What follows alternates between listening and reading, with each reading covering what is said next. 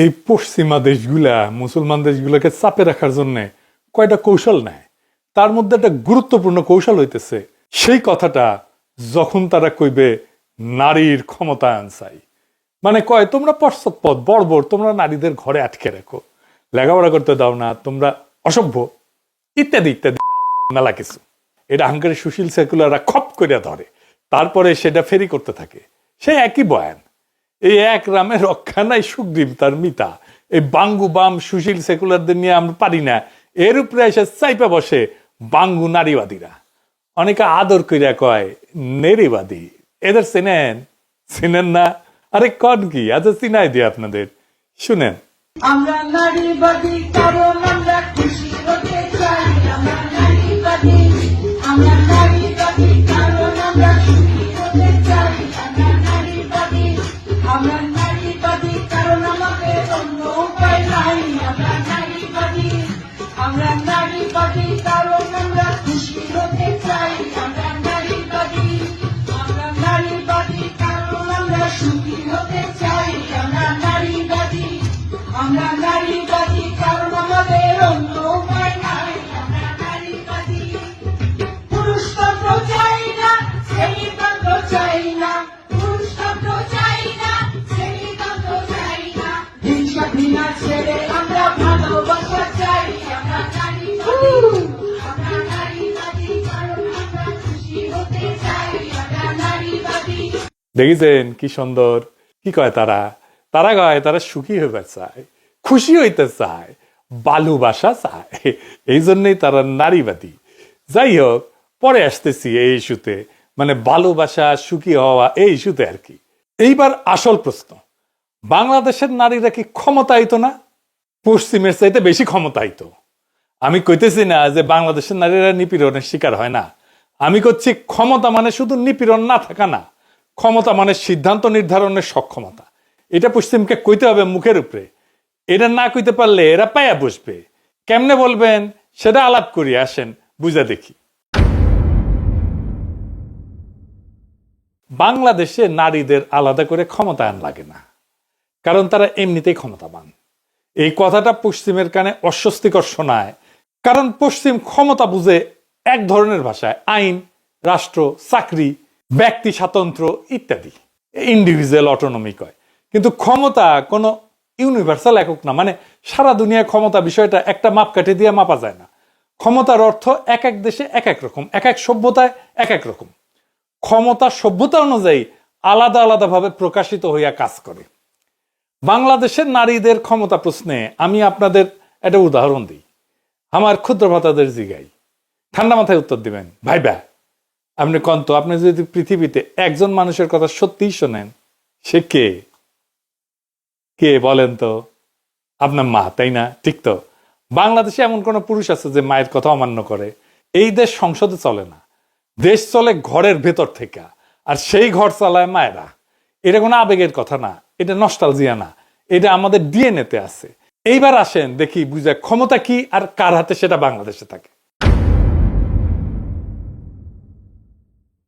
বাংলাদেশের নারী মানেই পরিবারের সবচেয়ে শক্তিশালী পলিটিক্যাল ইউনিট। ওই যে একটা গান আছে না, মায়ের এক ধার দুধের দাম, কাটিয়া গায়ের সাম, পাপোশ বানাইলেও ঋণ শোধ হবে না। এই গান কোনোদিন লিখতে পারবে পশ্চিম? পারবে না। কেন আমাদের সাধারণ মানুষ যেখানে শিল্পকর্ম করতে পারে সেখানে সে পরম মমতায় মায়ের দোয়া কথাটা লিখে দেয়? জানেন? জানেন না? উত্তর এইখানে, শুনেন। গোটা বিশ্বের সবগুলো আল্লাহর ওলি যদি একটা গ্লাসের পানিতে ফু দেয়, আর আপনার মা যদি আপনার মাথার মধ্যে হাত বুলিয়ে দেয়, আপনার মা যদি আপনার বুকে একটা ফু দিয়ে দেয়, সব পীর সাহেব একদিকে, মায়ের দোয়া আরেকদিকে। মায়ের দোয়া মুহূর্তে আবার আল্লাহর আরশে পৌঁছে যাবে। শুনেছেন? বাংলাদেশের মায়েরা প্রচন্ড ক্ষমতাবান। মায়েদের ইচ্ছাতেই বাংলাদেশ চলে। 24-এ হাসিনা উৎখাত করতে পারছিলাম কারণ মায়েরা নামে আসছিল পথে। মায়েরা দেখেন কিভাবে তার সন্তানদেরকে উৎসাহ দিতেছে, জেলে যাইতেছে সেখানে। দেখেন আপনার আম্মা আছে কিছু।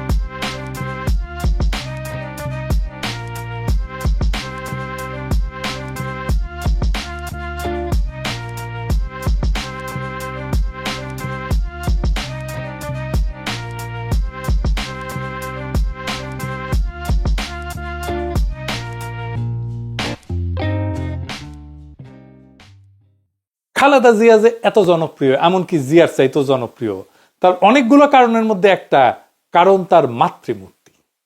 শুধু কি মুসলমান সম্প্রদায়, এমনকি হিন্দু সম্প্রদায়ের কথা যদি ধরেন, বাংলাভাষী হিন্দু, হিন্দি ভাষী হিন্দু না, কিন্তু এই যে বাংলাভাষী হিন্দুরা তারা যে শিশুকাল থেকে পূজা করে, প্রত্যেকেই তো দেবী, নারী এবং মাতৃমূর্তি, মা দুর্গা, মা কালী, মা লক্ষ্মী, মা সরস্বতী। তাই বাংলাভাষী হিন্দু মুসলমান নির্বিশেষে ইহজগতে মায়ের প্রতি অনুগত থাকে। এইটা পশ্চিম কখনোই বুঝতে পারবে না। পশ্চিম কেন এখানে ভুল করে, কেন তারা নারীদের ক্ষমতার এই রূপটা দেখতে পায় না, আসেন সেটা একটু দেখি। কারণ তারা ক্ষমতাকে শুধু দৃশ্যমান কাঠামোর মধ্যে খুঁজে, কিন্তু সমাজ টিকে থাকে দৃশ্যমান ক্ষমতায় না, টিকে থাকে কার্যকর ক্ষমতায়। তাহলে দৃশ্যমান ক্ষমতার কার্যকর ক্ষমতা, এই বিষয়টা কি? দৃশ্যমান ক্ষমতা হইল সেই ক্ষমতা যেটা দেখা যায়, ধরেন আইন, পদ, প্রতিষ্ঠান সংখ্যা দিয়ে মাপা যায়, যেটা রাষ্ট্র, মিডিয়া সহজে চিহ্নিত করতে পারে। যেমন ধরেন সংসদের আসন, মন্ত্রিত্ব, সিইওর পদ, চাকরির সংখ্যা, বিচারক কয়জন আছে, পুলিশে কতজন আছে, সেনা আছে কতজন, ভোটাধিকার আছে কিনা, মানে কাগজে লেখা অধিকার, লিগ্যাল রাইট। পশ্চিমা নারীর ক্ষমতায়নের যে মাপকাঠি, তার পুরোটাই এইগুলোর মাপে। তাই প্রশ্ন করে সংসদে কতজন নারী, কর্মক্ষেত্রে কত শতাংশ নারী, কতজন নারী সিও হয়েছে, এগুলো দৃশ্যমান, কারণ এগুলো ফ্রেমে ধরা পড়ে। আর কার্যকর ক্ষমতা, ইফেক্টিভ পাওয়ার কি?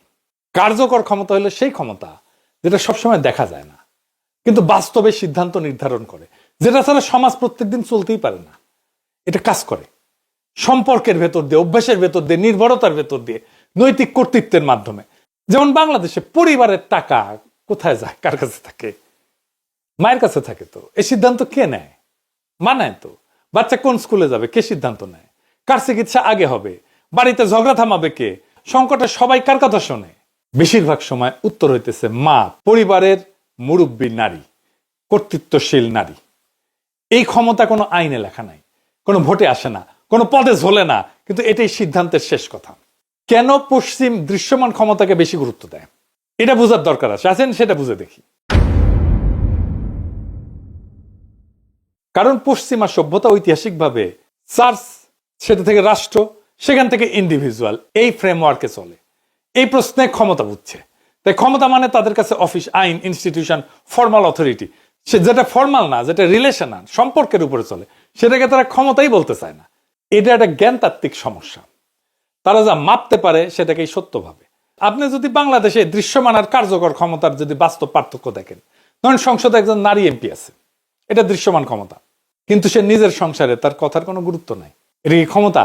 তার দৃশ্যমান ক্ষমতা আছে কিন্তু কার্যকর ক্ষমতা নাই, কারণ সে সংসদে এমপি, সেজন্য তার দৃশ্যমান ক্ষমতা আছে।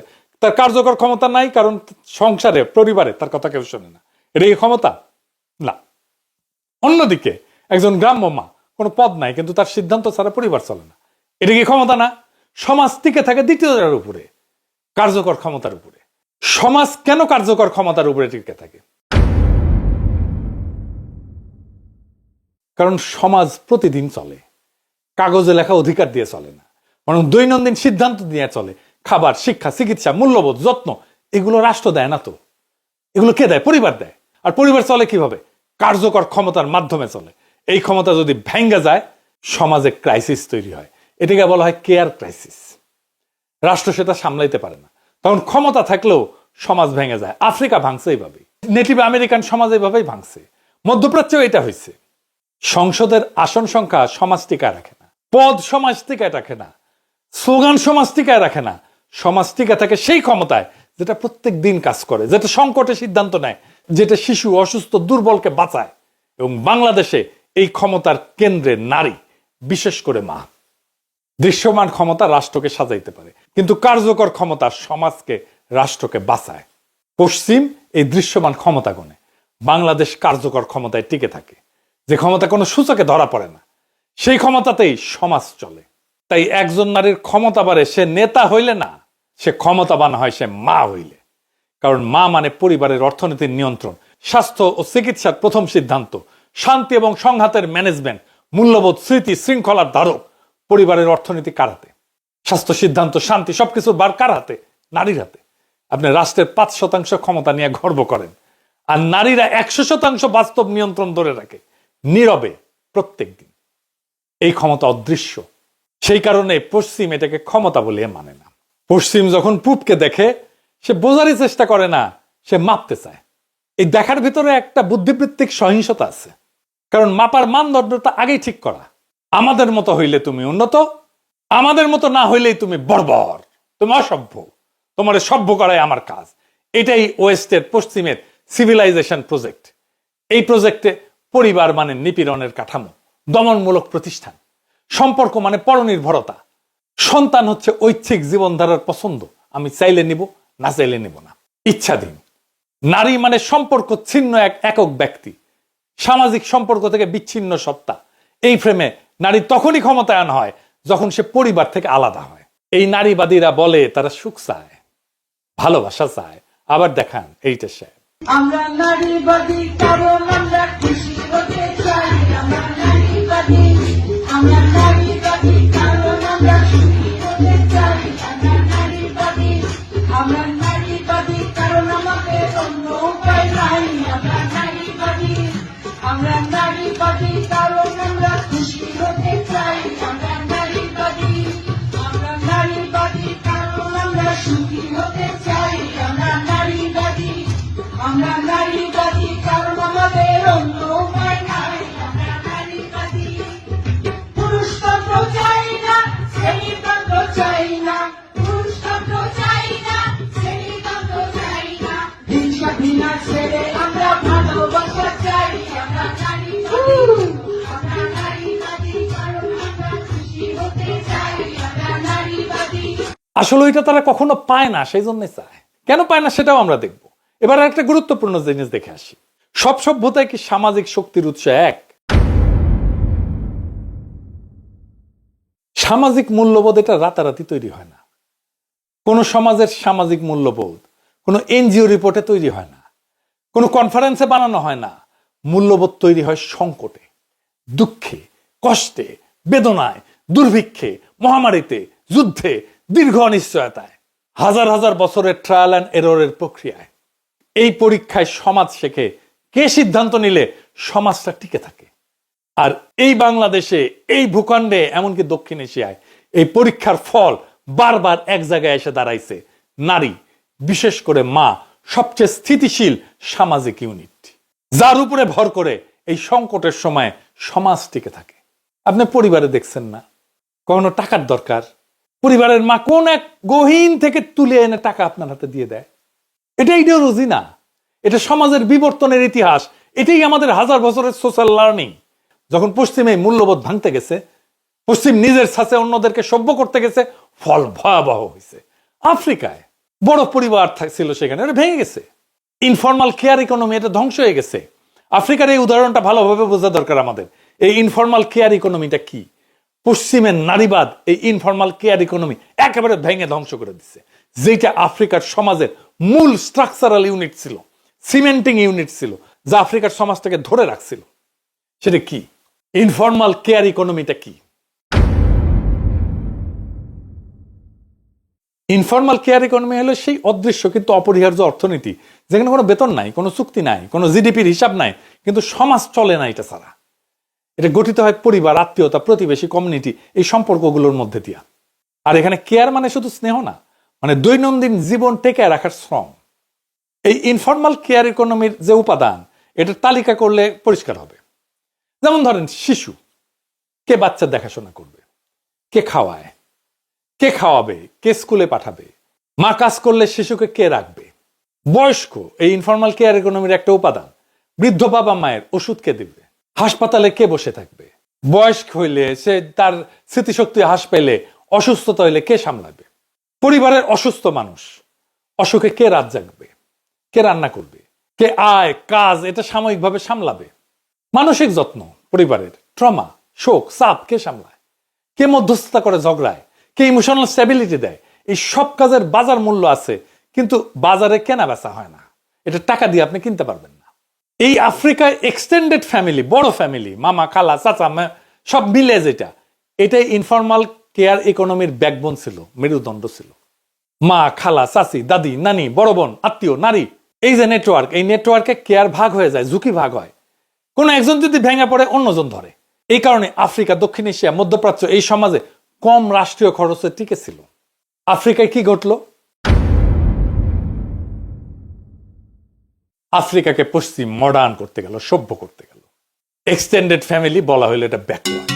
ছোট ফ্যামিলি করো, নিউক্লিয়ার ফ্যামিলি করো, এটা মডার্ন, আধুনিক। এই যে সমাজ যে কেয়ার করবে, এটা তো ডিপেন্ডেন্সি। তুমি পরনির্ভর হবা কেন? কাজ করলে পয়সা পাবে, এটাই ফ্রিডম। ফল কি হইলো?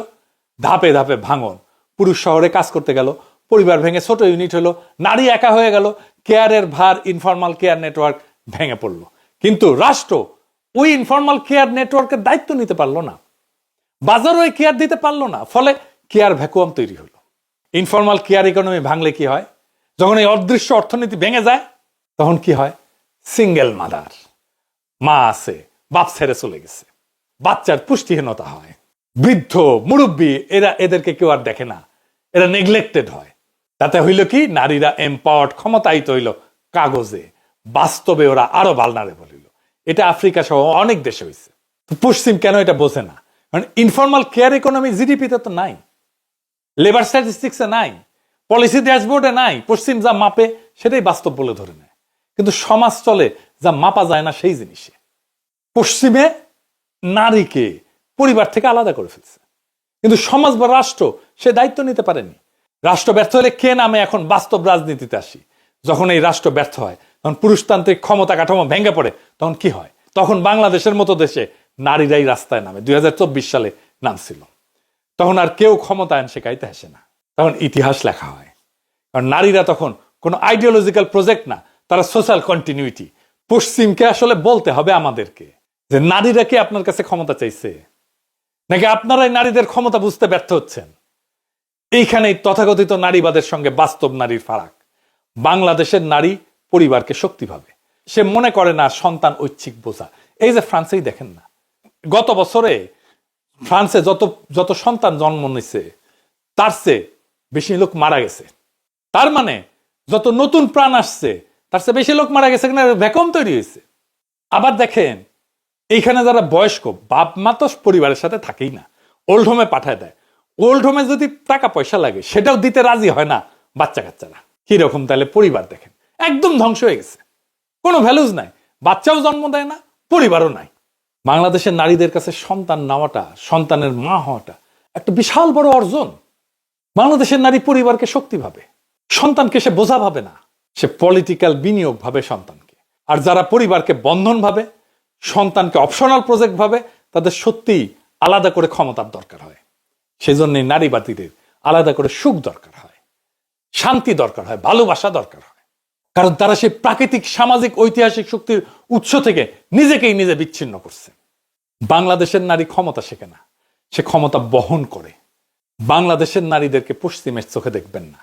বাংলাদেশকে বুঝতে হলে মাকে বুঝতে হবে, কারণ এই দেশ সংসদে চলে না, এই দেশ চলে ঘরের ভেতর থেকে, আর সেই ঘর চালায় মায়েরা। এইবার আসেন নারীবাদী ইস্যু নিয়ে।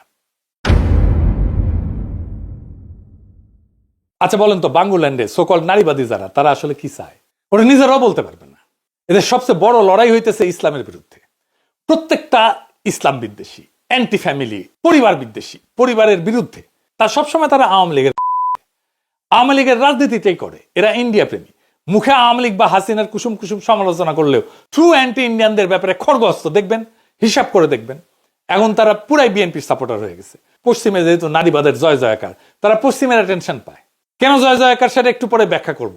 আর এই শক্তি পায়া তারা 2.5 জন বা 3.5 জন যাই হোক, বাংলাদেশের 18 কোটি সাধারণ মুসলমানদের দাবড়াইতে থাকে, আর আমরাও দাবরানি খেতে থাকি। এই দাবরানি খাওয়া চলবে না। সামনে দাঁড়ায় বলতে হবে, তোমরা যা বলতেছো সেটা মিথ্যা, তোমরা যা বলতেছো সেটা সমাজকে ধ্বংস করবে, তোমরা যা বলতেছো সেটা পরিবারকে ধ্বংস করবে। আমরা বাংলাদেশের সমাজ আর পরিবারদেরকে তোমাদের হাত থেকে রক্ষা করব। একটা জিনিস আপনাদের নজরে আনি, এইটা আমার বয়সী যারা তারা বুঝতে পারবে। আমাদের মায়েদের তো চাকরি করতে হইতো না 70-এর দশকে। করছে? আপনার মা চাকরি করছে? কারো কারো হয়তো করছে, তো বেশিরভাগেরই আমাদের মায়েদের চাকরি করতে হতো না। একটা আয়ের সংসার চলতো না। আজ 2 জন চাকরি না করলে সংসার চলে না। তো এটা কি নারীর মুক্তি নাকি সিস্টেমের চাহিদা? সত্যিটা হইলো, আগে এক আয়ের সংসার আসলে এক আয়ের ছিল না, আর একটা আয় ছিল, মায়ের আনপেইড লেবার ছিল। বাচ্চা পালন, বয়স্কদের দেখাশোনা, ঘর চালানো সবই অর্থনীতির বাইরে, কিন্তু বাস্তবে উৎপাদনশীল। এরপরে কি হইল? রাষ্ট্র ধীরে ধীরে সরে গেল। আমার তো পড়তে টাকা লাগে নাই, বরং রাষ্ট্র টাকা দিচ্ছে স্কলারশিপ হিসাবে, ফ্রি তো পড়াইছেই। মেডিকেল কলেজে আমার মাসে খরচ হতো 800 টাকা প্রথম দিকে, শুরুর দিকে। আমি স্কলারশিপ পাইতাম সম্ভবত 200 টাকা মাসে, মানে আমার বাসা থেকে টাকা নিতে হইতো 600 টাকা। এখন শিক্ষা প্রাইভেট, স্বাস্থ্য আউট অফ পকেট, কেয়ার মার্কেটের পণ্য, এক আয় সংসার চালানো অসম্ভব হয়ে গেল। এখন বাপও অফিসে যায়, মা অফিসে যায়, আর বাচ্চাকে ডে কেয়ারে দিয়ে আসে, আর ডে কেয়ারে পয়সা দেয়। বাহ, কি মজা! মা আগে বাচ্চাকে পড়াইতো, এখন টিচার রাখে, টিচারে পয়সা দেয়। এখানে ক্যাপিটালিজমের সমস্যা। ওদের দরকার আরো ওয়ার্কার, আরো ট্যাক্স পেয়ার, আরো কনজিউমার। সমাধান কি? সমাধান হইতেছে নারীদেরকে পূর্ণকালীন শ্রমবাজারে আনা। নারীবাদ এটার গ্রাউন্ড তৈরি করে। যেই নারীবাদ বলে ঘরের কাজ হচ্ছে দমন, অপ্রেশন, শোষণ, বাজারের কাজ ফ্রিডম। ফলাফল কি? নারী এখন বাইরে চাকরি করে, ঘরের ভিতরেও কাজ করে। কাজ কমেনি, মালিক বদলাইছে, কাজ বাড়ছে। ক্যাপিটালিজম পাইলো আরো শ্রম, আরো ভোগ, আরো কনজিউমার, আরো ট্যাক্স। রাষ্ট্র পাইলো দায়িত্ব কমানোর সুযোগ, আর নারী পাইলো burn out, anxiety, double burden. এবার শোনেন পশ্চিমা নারীরা কি বলতেছে এই নারীবাদ নিয়ে। তারা কি পাইছে আর কি হারাইছে শুনেন। Feminism sold us the biggest scam of our generation. They told us we were empowered, but what did we actually get? Burnout, debt, stress, a double life where we work like men and still carry the entire home on our backs. And here's the truth nobody's talking about. Feminism didn't set women free. It trapped us in a masculine system that we were never designed for. They told us to compete with men, to lead like men, to talk, think, act like men, and now we're exhausted, we're disconnected, resentful, and wondering why nothing feels right. We don't need more feminism. We need to reclaim the femininity that was stolen from us, because that's where a woman's real power has always been. In softness, in harmony, emotional intelligence, intuition, influence, not in becoming a copy of the men we were created to complement. If you want to break free from this conditioning and learn how to step back into your feminine design, the design that brings peace, love, protection, and real freedom, that's exactly what I teach inside the Feminine Reset. তাই প্রশ্নটা নারীবাদ বনাম পরিবার না। প্রশ্নটা হইল কে কেয়ারের খরচ বহন করবে? যে কেয়ারের বাহন, যে কেয়ার ইকোনমি চালায় একজন মা, একজন নারী। আগে পরিবার করত, এখন কেউ করে না। দুইজনে এখন চাকরি না করলে সংসার চলে না। এটা মুক্তির কোনো গল্প না, এটা একটা সিস্টেমের স্বীকারোক্তি। এখন এটার সমাধান কি?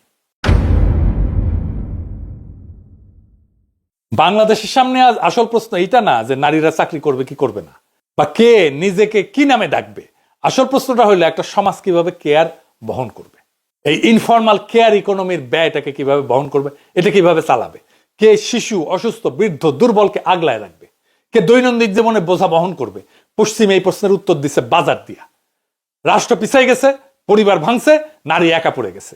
বাংলাদেশ এই ভুলের পুনরাবৃত্তি করবে না। এটাই আমাদের ভবিষ্যৎ সিদ্ধান্ত হবে। আমাদের পথ কোনো এনজিও রিপোর্টে লেখা নাই। এই পথ লেখা আছে আমাদের ইতিহাসে, আমাদের সামাজিক স্মৃতিতে, আমাদের মায়ের হাতে। এই ভবিষ্যতে পরিবার কোনো দমনমূলক কাঠামো হবে না। মাতৃত্ব শুধু আবেগ হবে না, জাতীয় সম্পদ হবে। নারীর ক্ষমতা মাপা হবে পদে না, সিদ্ধান্তের কর্তৃত্বে। রাষ্ট্র নারীর উপরে কেয়ার চাপাবে না, কেয়ারের দায়িত্ব ভাগ করবে।